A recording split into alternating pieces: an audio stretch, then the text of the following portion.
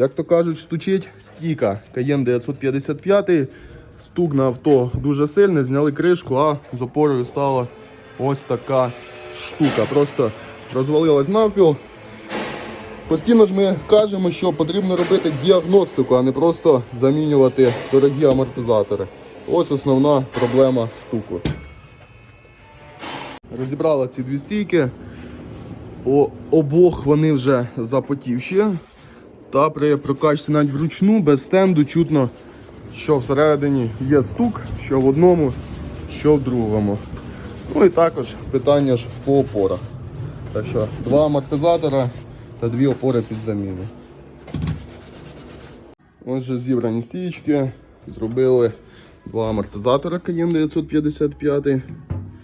Ось такі, та замінили верхні опори. Поміняли всі ущільнення, один балон вже після нашої реставрації, один ще клієнтський в хорошому стані. Рычаги також нові, так що стукати нічого не буде.